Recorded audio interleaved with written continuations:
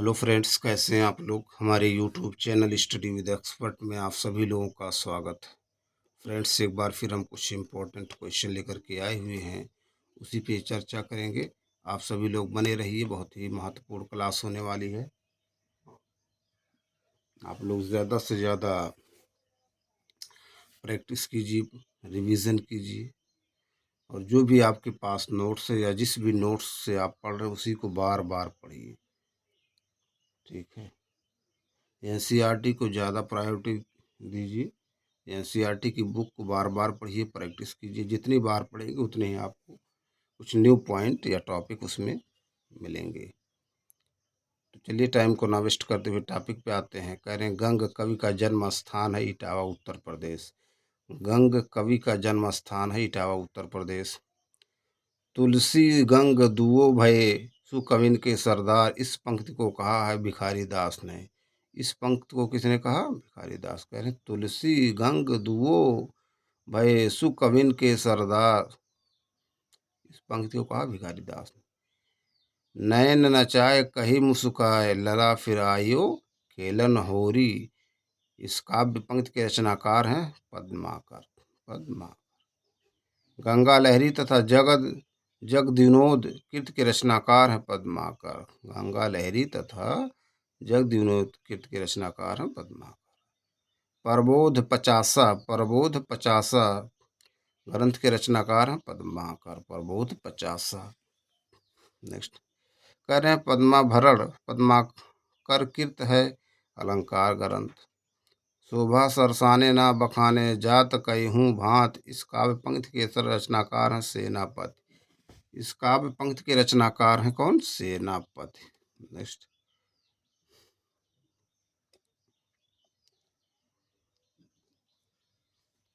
कह रहे हैं देव कवि की रचनाएं हैं काव्य रसायन, भाव विलास, अष्टयाम, जाति विलास, सुजान विनोद, सुख सागर, तरंग, पावस विलास इत्यादि। देव कवि की रचनाएं ये। नेक्स्ट, कहने भूल कहत नौ रस सुकवि सकल भूल सिंगार, ये उक्ति है देव की। यह उक्त किसकी है? देव की। बहुत ही इंपॉर्टेंट सब पॉइंट है, देखिए। लक्षण ग्रंथों की रचना की है भिखारी दास, ग्वाल, देव कवि इत्यादि ने। मतिराम की भाषा है साहित्यिक ब्रज भाषा। मतिराम की भाषा है साहित्यिक ब्रज भाषा। रीतिबद्ध कवि हैं केशवदास, चिंतामणि, भिखारी दास, देव, मतिराम, पद्माकर इत्यादि। तो देख लीजिए, सब बहुत ही इम्पोर्टेंट पॉइंट हैं, है ना। एक बार अगर by the way proper way में नहीं दिख रहा हो तो बताइएगा। वैसे मेरी कोशिश है कि आप लोगों को प्रॉपर वे में दिखे। बहुत ही इम्पोर्टेंट सब पॉइंट हैं।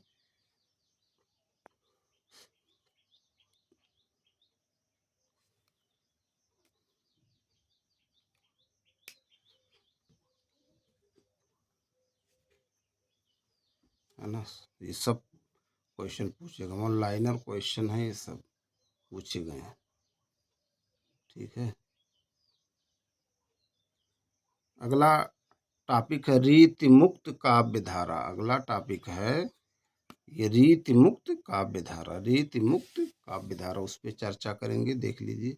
तो पूछा जा सकता है कि प्रबोध पचासा ग्रंथ के रचनाकार कौन है? पद्माकर। अगले पॉइंट पे आते हैं, टॉपिक पे आते हैं।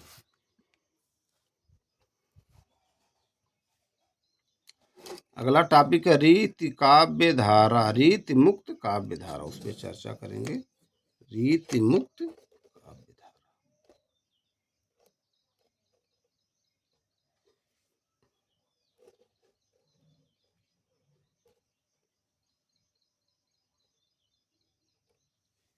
रीति मुक्त काव्य धारा।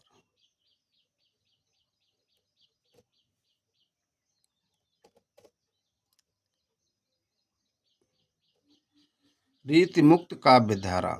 रीति मुक्त काव्य धारा के कवि हैं घनानंद बोधा, ठाकुर आलम, द्विजदेव इत्यादि। रीति मुक्त काव्य धारा के कवि हैं घनानंद बोधा, ठाकुर आलम, द्विजदेव इत्यादि। फिर करें, यह निसंकोच कहा जा सकता है कि भाषा पर जैसा अचूक अधिकार इनका था वैसा और किसी कवि का नहीं। आचार्य रामचंद्र शुक्ल का यह कथन है घनानंद के संदर्भ में। किसके संबंध में है? घनानंद के। रीति मुक्त काव्य धारा के कवि घनानंद बोधा ठाकुर आलम द्विवेदी। ये बार बार इसको पढ़िए। फिर कह रहे वियोग श्रृंगार के प्रधान मुक्तक कवि हैं। वियोग श्रृंगार के प्रधान मुक्तक कवि हैं घनानंद। घनानंद की रचनाओं की भाषा है ब्रज भाषा। घनानंद की रचनाओं की भाषा ब्रज भाषा। लोग हैं लाग कवित बनावत, मोहितो मेरे कवत्ति बनावत। इस काव्य पंक्ति के रचनाकार घनानंद।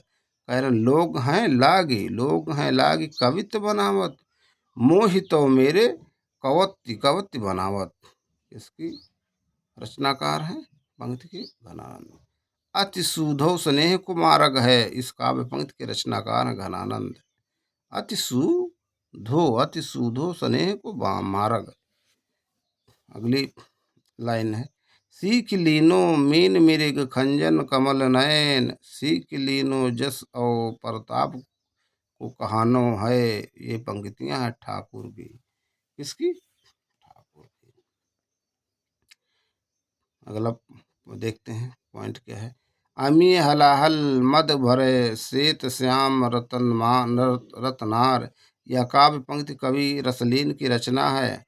अंग दर्पण सैयद गुलाम नबी रसलीन में संग्रहित है। सैयद गुलाम नबी रसलीन में संग्रहित है। देख लीजिए, सब बहुत इंपॉर्टेंट पॉइंट है। ठीक, ये जो पंक्तियां पूछ ली जाती हैं ये थोड़ा टफ रहता है। अगर आप इसको बार बार रिवीजन करेंगे तभी आपका इस पे कमांड होगा। ठीक, क्योंकि पंक्तियां भूल जाते हैं। बार बार पढ़ेंगे, जैसे है ना, ये है सीखो, सीख ली नो मीन मेरे खंजन मकमल नयन, सीख ली नो जस और प्रताप को कहानो। ये सब पंक्तियां जब आप बार बार पढ़ेंगे तभी इस पे कमांड होगा, है ना। बार बार पढ़ेंगे ऑटोमेटिक माइंड में फीड हो जाएगा। नेक्स्ट पॉइंट पे चलते हैं, देखते हैं क्या है।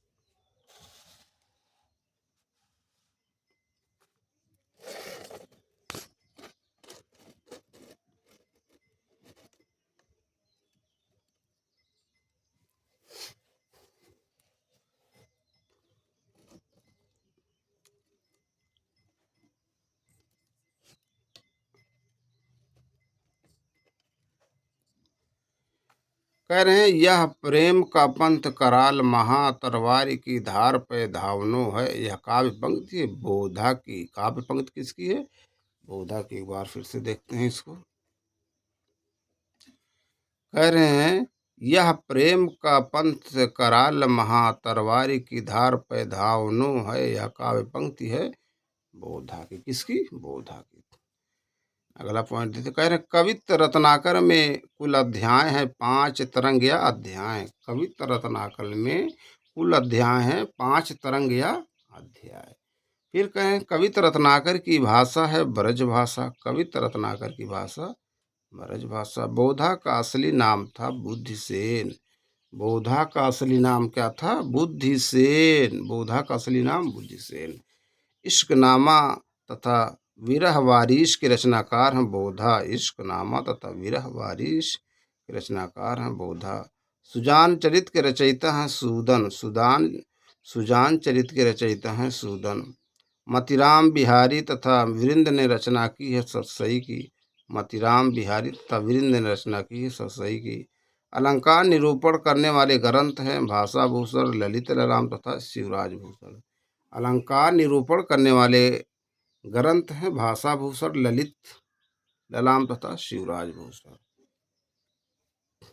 फिर कह रहे हैं रसलीन का मूल नाम है। रसलीन का मूल नाम है सैयद गुलाम नबी।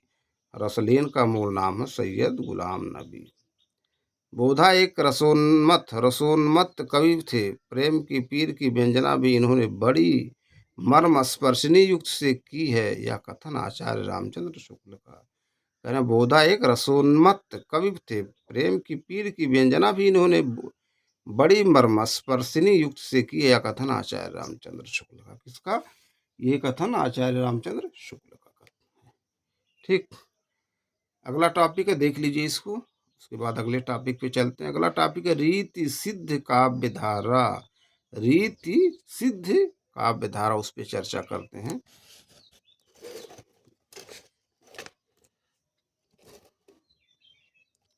रीति सिद्ध काव्य धारा।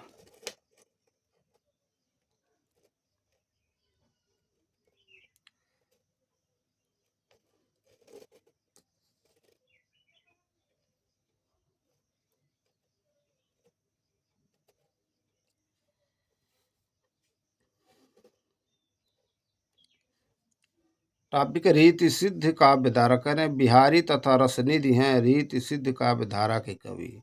बिहारी तथा रसनिधि हैं रीति सिद्ध काव्य धारा के कवि। बिहारी अकेले कवि हैं जिन्होंने ग्रामीण संस्कृति के विरुद्ध घेड़ा की अभिव्यक्ति की है, यह कथन है डॉक्टर बच्चन सिंह का। बिहारी अकेले कवि हैं जिन्होंने ग्रामीण संस्कृति के विरुद्ध घेड़ा की अभिव्यक्त की है, यह कथन डॉक्टर बच्चन सिंह का। दीर्घ ऊर्झत टूटत कुटुम जुरत चतुरचित रीत, यह पंक्ति है बिहारी की। कह रहे हैं दीर्घ ऊर्झत टूटत कुटुम जुरत चतुरचित रीत, यह पंक्ति है बिहारी की। नेक्स्ट कह रहे हैं सन्नि कज्जल चखझक लगन उपजियो सुदिन स्नेह क्यों ना निरपति हवै भोगवै लही सुदेश सब देहु। बिहारी के इस दोहे में प्रकट होती है उनके ज्योतिष ज्ञान की भोग्यता, उनके ज्योतिष ज्ञान की भोग्यता। फिर अगला पॉइंट करें बिहारी सतसई में दोहों की संख्या 719, कुछ स्रोतों में 713 भी मिलता है। बिहारी सतसई में दोहों की संख्या 719।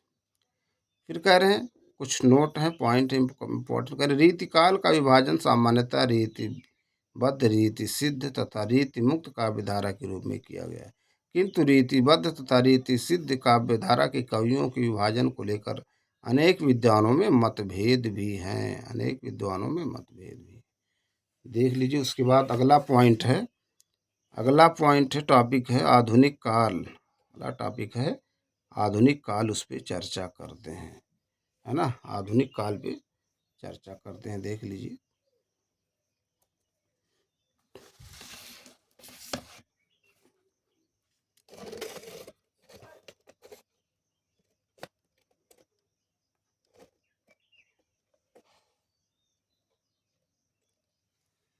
टॉपिक है आधुनिक काल, है ना, आधुनिक काल।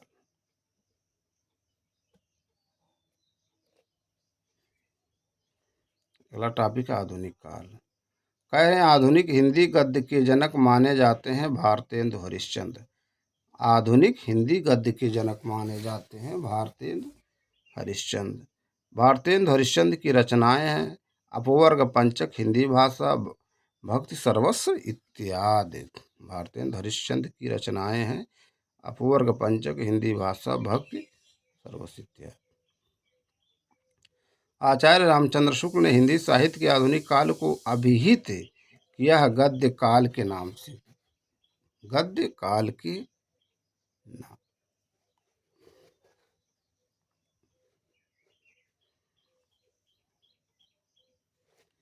नेक्स्ट, ब्रज भाषा के आधुनिक कालीन प्रसिद्ध कवि हैं जगन्नाथ दास रत्नाकर। ब्रज भाषा के आधुनिक कालीन प्रसिद्ध कवि हैं जगन्नाथ दास रत्नाकर। हिंडोला, हरिश्चंद्र, गंगा अवतरण, उद्धव शतक, कलकाशी इत्यादि काव्य रचनाएं हैं जगन्नाथ दास रत्नाकर की। जगन्नाथ दास रत्नाकर की। जगन्नाथ दास रत्नाकर की गंगा अवतरण में छंद है रोला। उद्धव शतक की पंक्ति हमको लिखियो है कहा, हमको लिखियो है कहाँ, हमको लिखियो है कहाँ कहन समय लगी, में पुनरुक्ति का बोध होता है, में पुनरुक्ति का बोध होता है भावोत्सर का, भावोत्कर्ष का, भावोत्कर्ष का। किसका पुनरुक्ति होता है? भावोत्कर्ष का, है ना। तो ये टॉपिक था आधुनिक काल, देख लीजिए। उसके बाद कुछ नए टॉपिक पे चर्चा करते हैं, है ना। अगला टॉपिक है भारतेंदु युग। अगला टॉपिक है भारतेंदु युग, उस पर चर्चा करते हैं।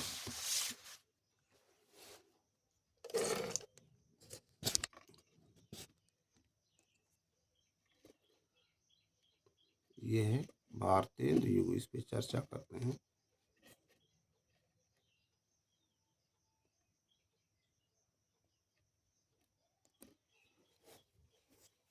भारतेंदु युग।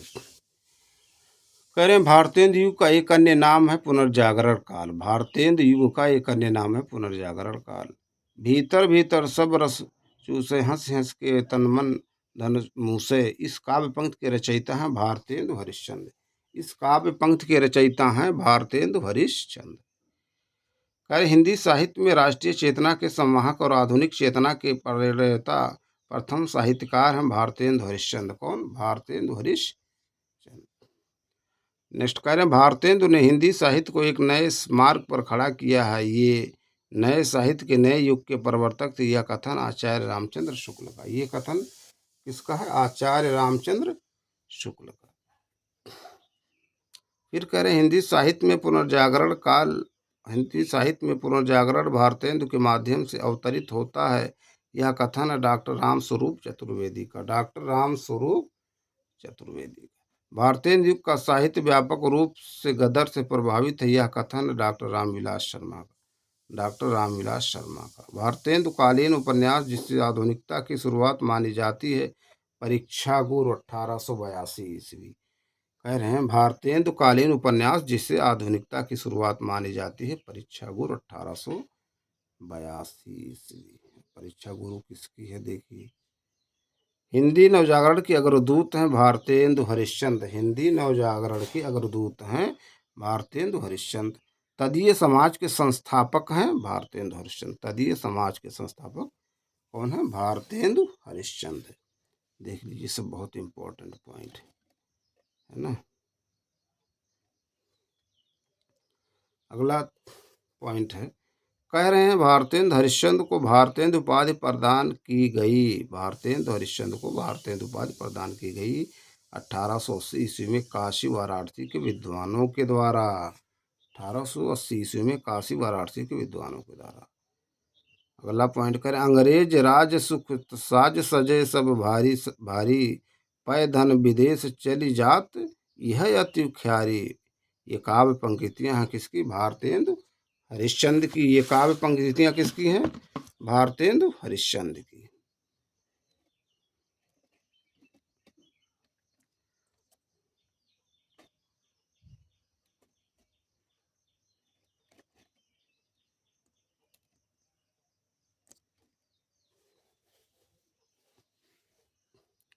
नेक्स्ट